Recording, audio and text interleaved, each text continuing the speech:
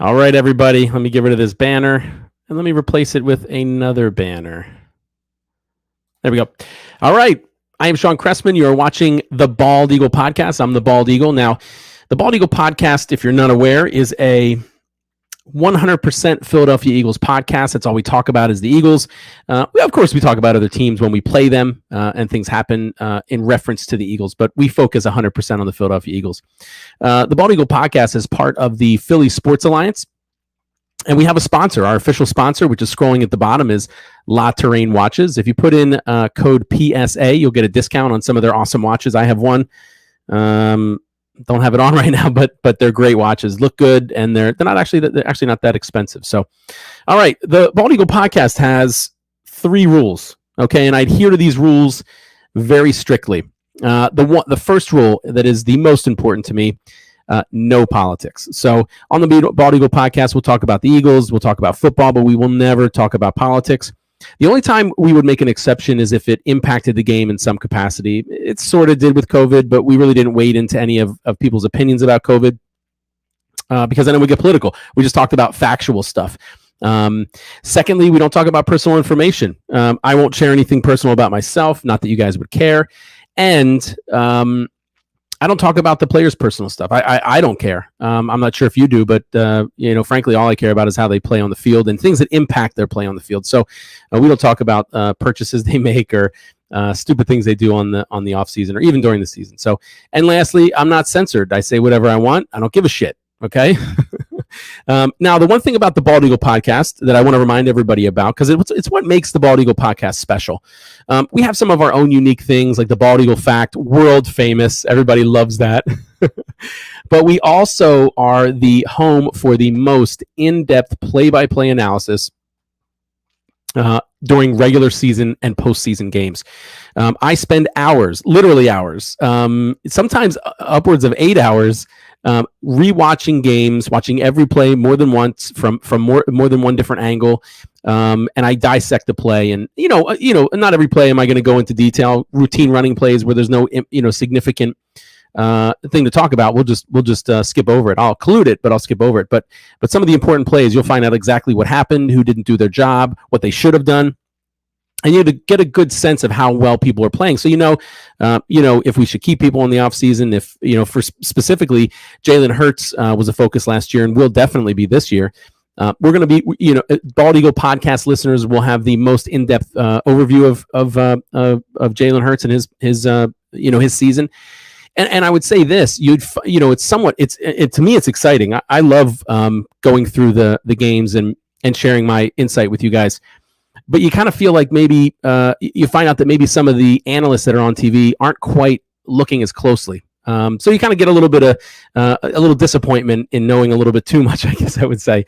Anyway, keep an eye out for that coming back during the regular and postseason. Okay, let's get to our countdown. We always count down to something. There's always something to look forward to in the NFL season. This time, we're counting down to the off-season workouts, OTAs. We're approximately 6 days away. They start on May 31st, restart again June 2nd through 3rd, and then June 6th through 8th. Now, teams with head coaches or new head coaches were allowed to start their off-season workout programs as early as April 4th. All other teams had to wait till April 18th, but of course the Eagles aren't going to be very aggressive with these things.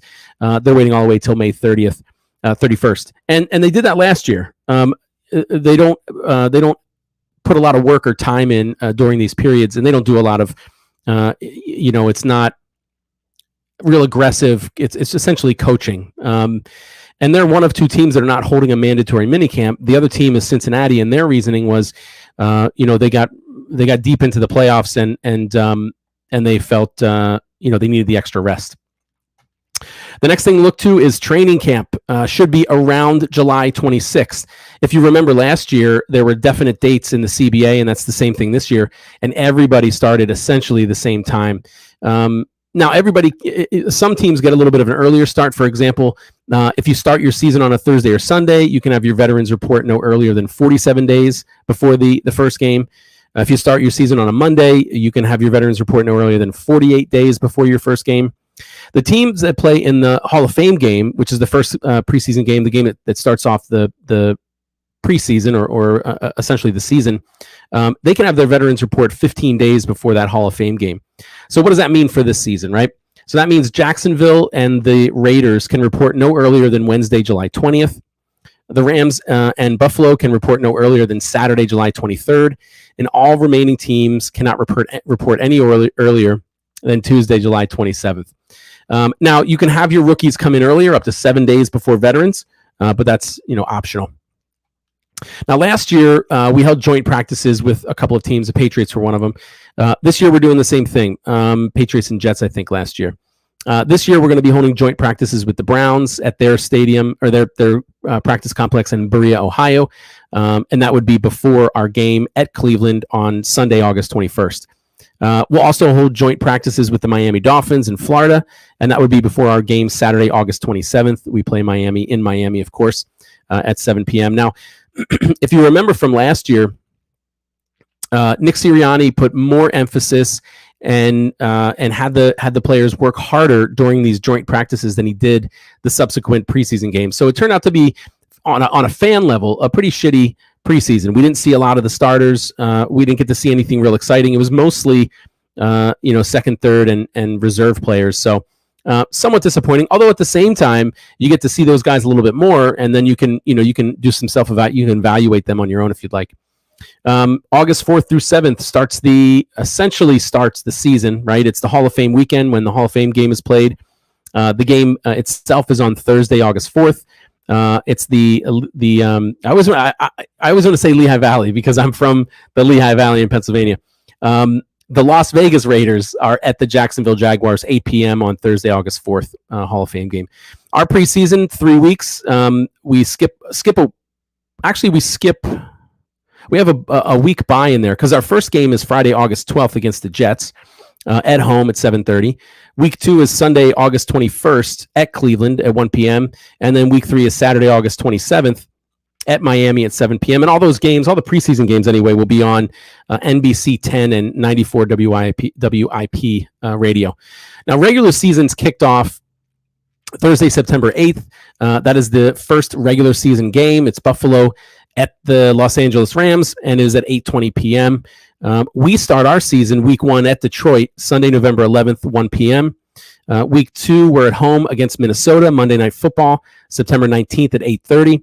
Week 3 at Washington, Sunday, September 25th at 1 p.m. Week 4 against Jacksonville at home, Sunday, October 2nd, 1 p.m. Week 5 at Arizona, Sunday, October 9th, 4:25 p.m. Week 6 at home versus the Cowgirls, Sunday Night Football, October 16th, 8:20 p.m. We have a Week 7 bye, which I'm somewhat disappointed about, earliest bye in a while. Week 8 versus Pittsburgh at home, Sunday, October 30th, 1 p.m. Week 9 at Houston, Thursday Night Football, November 3rd, 8:15 p.m. Week 10 at home against the Washington Commanders, Monday Night Football, November 14th, 8:15 p.m. Week 11 at Indianapolis, Sunday, November 20th, 1 p.m. Week 12 at home against the Green Bay Packers on Sunday Night Football, November 27th, 8:20 p.m. Week 13 at home against Tennessee, Sunday, December 4th, 1 p.m. Week 14 at the Giants, Sunday, December 11th, 1 p.m. Week 15 at Chicago, Sunday, December 18th, 1 p.m. Week 16 at the Cowgirls, Saturday, December 24th, 4:25 p.m. So 3 away games in a row late in the season. And then we ended with 2 home games. Week 17 at home against the Saints, Sunday, January 1st at 1 p.m. And Week 18 versus the New York Giants. Undetermined when exactly that game will be, Saturday or Sunday, the 7th or 8th of January, and the time is to be determined. So third year in a row, we've started the season away. That's the longest streak since 2011, 2013. No back-to-back games until Week 13, but then I mentioned we have 3 in a row. And we get to close the season out with 2 home games. So not a horrible schedule. I mentioned we have an early bye, a Week 7 bye. I'm not happy with. I preferred our what do we have? Week 14 bye last week. Last year, amazing. We're able to rest late in the season. This time we're stuck with a Week 7 bye. Earliest since 2016 when we had a Week 4 bye, which is even earlier, and that doesn't sound good to me at all. The Giants and the Cowgirls have a bye in Week 9, and Washington has a bye in Week 14. Primetime games, we have 5. We're one of 13 teams to have 5 primetime games this year, and that's the most in the league. It's the most we've had since 2018. And the Cowgirls and us have been in the most primetime games since 2000. We've been in 94. Unfortunately, the Cowgirls have been in slightly more with 100. And we've played the Cowgirls in primetime every season since 2007. Somewhat of an exception in 2014. It wasn't a primetime game, but it was nationally televised. It was a Thanksgiving game. Strength of schedule real quick. We're the bottom 4 in the NFC East. We have the easiest schedule based on opponents' winning record last year. We're third. The Eagles are third easiest with an opponent scoring a win percentage of .464. Cowgirls and Washington are tied for the easiest at .462, and the Giants are 4th at .465. The LA Rams, appropriately, have the hardest schedule at .567. And then to end the season, Sunday, February 12th, 2023, Super Bowl 57 at State Farm Stadium in Glendale, Arizona.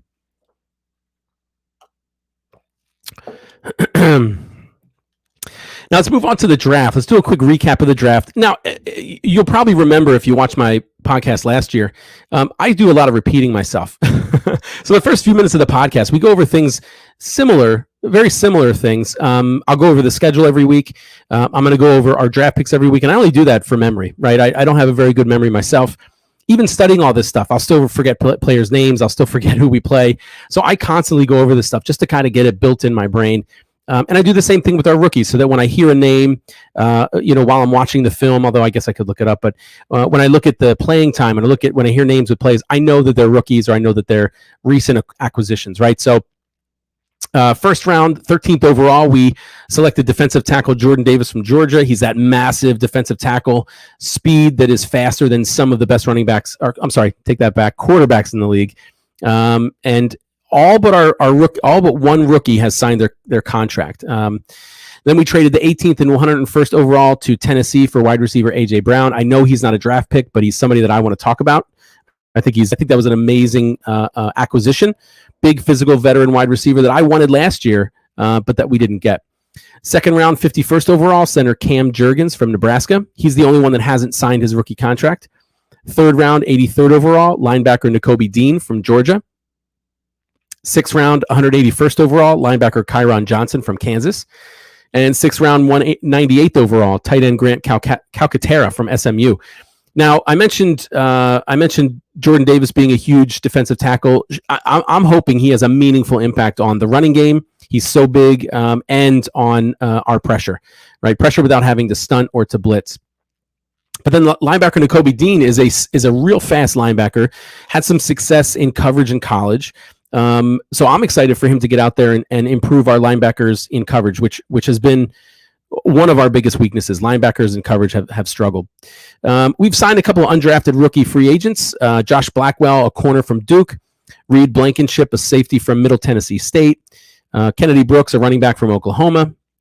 Britton Covey, a wide receiver from Utah. William Dunkel, offensive lineman from San Diego State. Noah Ellis, a defensive tackle from Idaho. Ali Fayyad, linebacker from Western Michigan. Mario Goodrich, corner from Clemson. Josh Jobe, corner from Alabama. Josh Sills, offensive lineman from Oklahoma State. Carson Strong, a quarterback from Nevada, which, so far sounds pretty good. He's a big guy, has a strong arm, and according to Nick Sirianni, he's the only person that Nick Sirianni really commented on during rookie minicamp. He's got a big arm and is sharp and knows where to go to the ball, is exactly what he said. And those are good things out of a quarterback. Last but not least, Jared Williams, offensive lineman from Miami. All right, let's get to some Eagles news. Every week, going to update you on all the previous week's news from all the sources. I follow everybody, so you don't have to. The Eagles were granted international rights in Australia, New Zealand, and apparently, more importantly, Ghana. That means they can market and hold engagement or commercialization efforts in those countries. And they're the first NFL team to enter a market in Africa. Jonathan Gannon commented about a bunch of stuff. I thought the one that was most important was his comments about the safety position, because in my opinion, that's one of our weakest spots. Now with the addition of Bradbury at corner, of Hassan Reddick at linebacker, the new drafted linebackers that we have, the defensive tackles, I think we're going to be very aggressive on the defensive side. And I think we're stacked on the offense too, with some questions around Jalen Hurts, but otherwise extremely well. But the safety position is a question for me. He said that he feels like every player that we have can play at a high level. He included Anthony Harris, Marcus Epps, Kayvon Wallace, which I was hoping would be, based on his size and speed, he could be, a top tier safety, but he hasn't really shown quite that much. Now he did injure his shoulder. I understand he had missed some games, but I'm hoping he makes his third year a big jump. Andre Chikari and Jared Maiden. So even though I don't have a lot of confidence in our safeties, it sounds like Jonathan Gannon does. But again, what would he say? Okay, a couple of roster moves, some recent roster moves, and then we're gonna kind of go backwards and talk about some older roster moves and kind of highlight those a little bit. So we signed wide receiver Josh Hammond from the Jags, signed corner Jimmy Moreland from the Texans, and we released linebacker Joe Ostman, who had been with the team since I think 2019. I don't know if you remember. I believe it was Joe Ostman that got laid out by one of the Browns running backs. I forget which one. Really good clip. But so I went over all of our draft picks in detail. I talked about their 40 times, the impact they'll have on the team. So now we're going to go over some of our free agent signings, and we'll talk about those. And I'm going to start with linebacker Hassan Reddick. I think that was a great signing. We signed him for 3 years, $45 million. $30 million of that's guaranteed, and the maximum value with incentives is $49.5 million. He was drafted 13th overall in the 2017 NFL draft by Arizona. Born in Camden, New Jersey, which is extremely close to Philadelphia, often, right across the water, right? He'll be 28 this season. He's 6'1", 235 pounds. He ran now I'm going to give you times for some of these things. I'm also going to give you percentages. When I give you percentages, that's just how he compared to other people in his position in the draft that he was taken. So in 2017, he ran a 4.5 240, and that put him in 99th percentile compared to all other linebackers. His vertical was 36.5 inches. That's 88th percentile. Broad jump, 133 inches, 99th percentile. He ran the 3-cone in 7.01 seconds. That's a 90th percentile. Now, he started with Arizona, had a rough first 3 years. He played mostly inside. He started 20 games, 3 forced fumbles, 7.5 sacks, 18 tackles for a loss, and 16 quarterback hits. But in 2020, he moved outside, played a little more defensive end, and rushed the passer more than playing inside and trying to cover and stop the run. And he excelled. He started 27 games, and in those 27 games, he had 8 forced fumbles, 23.5 sacks, 27 tackles for a loss, and 34 quarterback hits. So a lot of pressure. And in comparison, in those 2 years where he did well as an outside linebacker, only 4 players in the NFL had more sacks than Reddick over those 2 seasons.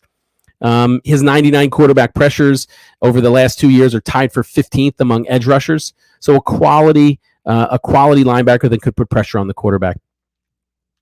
And that should improve our defense. When you think about some of the deficiencies we had, we did not do a very good job of pressuring the quarterback. In fact, we were second last in sacks last year with only 29. So not good at all. We signed wide receiver Zach Pascal from the Indianapolis Colts. Not a huge splash, but I think a quality player. We gave him a 1 year, $1.5 million contract, all guaranteed. He can earn an additional $1 million based on incentives. He was undrafted out of Old Dominion, first player from Old Dominion invited to the NFL Combine. He caught an Old Dominion record 233 passes for 3,184 yards and 30 touchdowns in 4 seasons.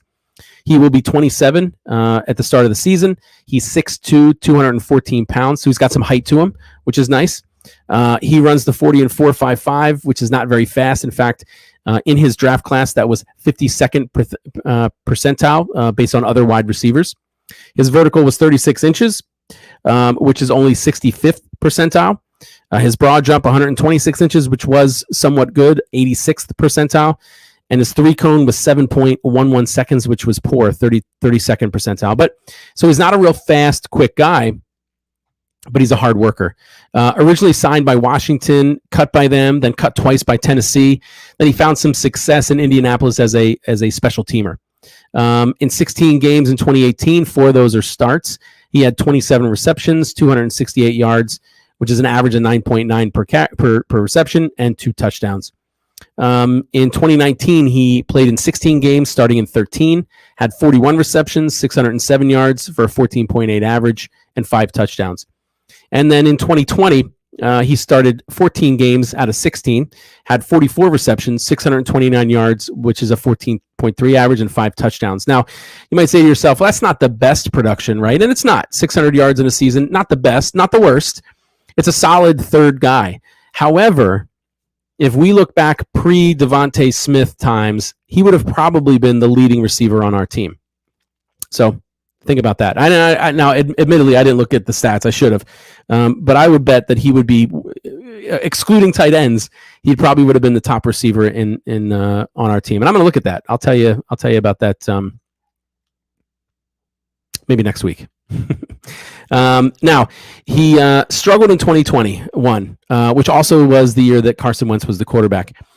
He started 13 out of 16 games. He only had 38 receptions for 384 yards, which is a 10.1 average, and he had 3 touchdowns. But I mentioned he's a tough guy, and that's exactly what Nick Sirianni liked about him. Big fan of his work ethic, and apparently used him as an example during team meetings. And he's a very versatile player. Played a lot of time on special teams, and he's lined up in both the slot and the outside position. So, I don't know if he has a spot on the team. Frankly, when I think about it, I think Greg Ward should make it. Greg Ward did amazing 2 years ago. He dropped off last year, but was open every play when Wentz had his decline. But then you have Hightower. You have a bunch of guys that can compete. Hightower. You have some Devin Allen we signed. Carrick Wheatfall. A bunch of guys that somebody needs to emerge as the leader, and it could very well be Zach Pascal. Moving on, we signed an exciting signing, right? Our defense struggled, and corner was a struggle. Slade did a decent job, but the opposite corner struggled a lot. So we signed James Bradbury, the corner from New York, the Giants. We gave him a 1-year, $7.25 million contract, all guaranteed, including a $6.215 million signing bonus. He was a second-round, 62nd overall pick by Carolina in the 2016 NFL draft, drafted from Samford. He'll be 29 when the season starts. He's 6'1", 212. He ran the 40 and 4.5, which isn't that great, 64th percentile compared to other corners in the 2016 Combine. His vertical is 36 inches, 59th percentile. Broad jump, 124 inches, 73rd percentile. He ran the 3-cone in 6.91, which was slightly better than let's see, both Hassan Reddick and Zach Pascal, 6.91 seconds. That year was 60th percentile in the Combine. He started all 6 seasons since he's entered the NFL, playing over 98% of the defensive snaps every year. 2016 was an off year. He played 94%, not a big difference, and consistently over 20% of the special team snaps as well. In 2020, according to Pro Football Focus, he was one of the top 5 players in his position. He had 78 targets, and he allowed 44 receptions for 454 yards, 3 interceptions, and 14 passes defended. And of course, in 2020, he was voted into the Pro Bowl. So a big improvement to the other side of the other corner, a Pro Bowl guy. Great compliment to Slay, I think, and he should improve a defense that allowed a league worst opponent quarterback completion percentage of 69.4. We were the worst in the league with completion percentage. And again, that's something you knew if you watched the Bald Eagle podcast, because every game, whenever we faced a above mediocre quarterback, they completed a good 70 to 80% of their completions. I think Brady completed 80. I think Prescott was over 70. So very embarrassing for our corners, but that may have been, and I don't think they avoided the long pass either. So, any case, so those are 3 of our recent acquisitions. Next week I'll go over another 3, and we'll just work our way through them. We'll go through the undrafted free agents as well. By the time we get through all those, there should be more things to talk about. Injury update, nothing serious. I wasn't aware, but apparently Josh Sweat had internal bleeding that caused him to miss our playoff game against the Bucs last year. He says he's fully recovered, said it was serious, but he's completely fine now. NFL news, the NFL has decided to keep the scouting combine in Indianapolis for 2023 and 2024. Rumors were that they were going to move it around like the NFL draft. There were some concerns, though, because Indianapolis has all the facilities right near the stadium. And that's essentially why, according to Roger Goodell, everybody is comfortable there. So they're going to shift their focus from, apparently, at least for now, trying to move it like they do the draft, to improving medical evaluations and trying to make those more efficient. 75 NFL tight ends, including Greg Olsen, George Kittle, and Travis Kelce, are going to have Tight End University in Nashville again this year. It'll be from June 22nd to 24th. We'll see if our tight ends go, if any of them go. I think last year, Dallas Goedert went last year, but I'm not sure if anybody else did. But I'll keep you up to date on that. The NFL has made the quarterback's coach position subject to the Rooney Rule. For those of you who aren't aware, the Rooney Rule requires coaches to conduct outside interviews with a minority or female candidate. They don't necessarily have to hire them, but they have to at least interview one as part of the interviewing process.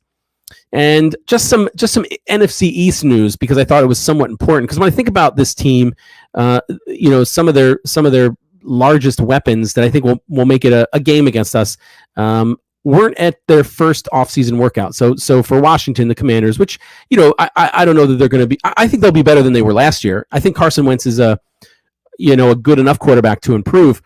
And I don't think it's going to be a cakewalk when we play them either. It's not a gimme, but I think we'll beat them in both games. But their largest weapons, Terry McLaurin, Chase Young, and Montez Sweat, weren't at their first offseason workout. And wasn't able to find any specific reason as to why. So we'll keep an eye on that. Maybe there's some contract issues, or who knows? But let's hope. All right, that is it for the news. That is it for the recap of our draft picks. Now it's time for the world famous bald eagle fact. One of my favorite parts of the show. I love the Philadelphia Eagles. That's why I have a podcast about them, right? But I don't, frankly, I didn't do much research prior to the early teams. I don't know a lot about their coaches. I started watching when I was 9, which means, and Cunningham was the quarterback. Reggie White was on the team. Great to watch them. But I don't know a lot about what happened before. So the bald eagle fact is, random things like that. I go through each year of the Eagles seasons while since they've been a part of the NFL in 1933. I talk about every one of their coaches, all their Hall of Famers, all their Pro Bowlers. The NFL has a list of top games and plays. If they're on that list, we'll talk about that too. But so it's nice to get a good history lesson on some of the things that happened. So today, for the bald eagle fact, I'm going to talk about the Eagles' first head coach ever, and that's Lud Ray. His full name is James R Ludlow Ray. He was a professional football player, coach, and co-founder of the Philadelphia Eagles. He was born February 7th, 1894 in Philadelphia, and he died also in Philadelphia at the age of 73, which I don't think that would, back in the early 1900s, I think that was a pretty long life. He played high school football at Chestnut Hill Academy in Philadelphia, played college football at the University of Pennsylvania as a center, and he did that from 1914 to 1916. Now, again, if you listen to the show and you remember the world famous bald eagle fact, you'll know that players back then were badasses, right? Played both ways and served in the war. In fact, that's what Lud Ray did. He served in World War I as a Marine. He returned as a senior at the University of Pennsylvania in 1919 after the war was over. And he was also played catcher on the Penn baseball team. So this guy played both ways as a center. I don't know what his other position was. And then he served in the Marines. Me included. I bet the majority of the men out there couldn't have done all three of those, even if we wanted. He played professionally for the Buffalo Niagaras, the Buffalo Prospects, and the Buffalo All-Americans. So they changed names. That was from 1918 to 1921. In 1920 and 1921, Buffalo was a member of the NFL, formerly called the American Professional Football Association. From 1923 to 1929, he served as an assistant football coach at Penn. In 1930, he succeeded Lou Young as the head coach at Penn, but he was fired on December 12th, 1930, due to friction with players. alumni, and the public. So this guy must have been an asshole. He pissed off the players, he pissed off former players, and he pissed off fans. I mean, I don't know who's left, right? I guess the administration, right? I guess the executives maybe weren't pissed off. And I couldn't find a lot of details about exactly what he did or anything like that. There was an article from 1930 that said it was personal and that it was the best for the team, but there are no specifics. A few years later, in 1932, he was named the head coach of the NFL expansion Boston Braves, who are now the Washington Commanders. That year, they went 4-4-2, and he quit after that first season. In 1933, one of his former teammates and fellow assistant at Penn, Bert Bell, convinced him to be the coach for the NFL expansion Philadelphia Eagles. Now, if you guys aren't aware, real quick, the Philadelphia Eagles weren't in the league until 1933, and that's because the NFL's played their games on Sundays, and prior to 1933, there were laws in the state of Pennsylvania that said you could not play a sporting event on Sundays. So they couldn't enter the NFL. They operated as the Frankfurt Yellow Jackets in another league and played all their games on Saturdays, but they could never enter the NFL. In 1933, the state of Pennsylvania, I think it's called the Blue Sky Law, or they created a law that allowed teams to play on Sundays, and immediately the Pittsburgh Steelers/Pirates were born, and so were the Philadelphia Eagles. Ironically, another interesting fact about the Eagles when they started in 1933, they were named after the logo of Franklin Roosevelt's, a part of his Green New Deal, and their colors were blue and yellow. So kind of interesting tidbits there. So as a head coach of the Philadelphia Eagles, the first head coach of the Philadelphia Eagles, from 1933 to 1935, he coached 31 games, and they were 9-21-1. I didn't look around, but based on their division rankings, that was most likely one of the worst coach tenures in the Eagles' history. They failed to make the playoffs every year he was the coach. We were part of what was called the NFL Eastern Division, which included the New York Giants, the Boston Redskins, the Brooklyn Dodgers, and the Pittsburgh Pirates. In 1933 and 1934, we were second last in the NFL Eastern Division. The only team that we were better than was the also expansion Pittsburgh Pirates/Steelers. And in 1935, we were dead last in the NFL Eastern Division. In 1936, the Eagles were suffering from significant financial losses and were offered up for sale at a public auction. Amazing to think that the Philadelphia Eagles were at one point couldn't make money, and so they were auctioned off to the highest. It's just amazing to think that a $1 billion team was worth nothing only 90 years ago. I guess it's been a while. So Bert Bell, if you remember him, he was the only bidder, and Bert Bell became the team's sole owner. The only guy that wanted the team. Hilarious. If only I could go back to 1936 and bid on the Eagles and then just hold them. Let's keep it in my family. We'd be rich. We'd be billionaires. On April 28th, Ray was offered a position, but he was asked to take a 66% salary cut as the head coach, and he said, "Fuck that, I'm out of here," and he left the team. I guess not a lot of real dedication to the Eagles, so more about money. Although we don't know how much he was making, so he may not have been able to live off of a third of his salary. From 1938 to 1945, Ray was an assistant coach for Manhattan College, St. Joe's Prep, Holy Cross, and the Pittsburgh Steelers. Not much more information after 1945. Didn't play or coach, or of course he didn't play, but didn't coach or anything like that in the NFL. And then of course he died at 73, which would have been like 20 years later.